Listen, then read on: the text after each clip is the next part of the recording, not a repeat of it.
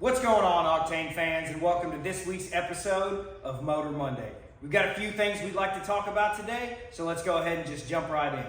First things first, we want to give a huge shout out to Raptor liner. We've used this product 3, 4, maybe 5 times here in the shop. We get better every time, the product looks better every time, and we just love it. Super easy, super simple, DIY, do it in your driveway, bedliner kit. We've used this under beds, in beds, tailgates, all over the place. In the cab is sound deadening. We absolutely love it. It lays down smooth. It's really simple, like I said. Check out a link below and you'll see where you can order this stuff through Amazon or maybe even at your local paint store. But we love it. You guys got to try it. Moving on, just want to give a huge shout out and send some love to those guys over at BTR. They shared some of our content, but you know, every time we call those guys and we have a question, they're right there. We gave them a lot of praise last week. And we really just want to send them some more love. Thanks for sharing our content. It's helped getting us out there. You guys are awesome. We love it. Thank you.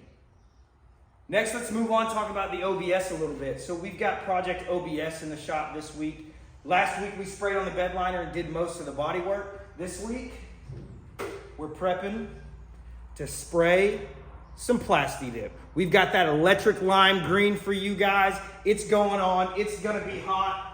We ordered the whole kit. We got like 4 gallons of electric lime green, 4 gallons of the gray, the spray, all that kind of stuff. We've never sprayed it before. We don't know what it's going to be. So we're going to make some long content, show you guys the ins and outs of what we failed at, what was good, what was bad, so you can learn everything about it before you go and start spraying your ride. And we're going to bring that to you this week. Electric lime green, y'all. It's going to be hot. It's going to be hot.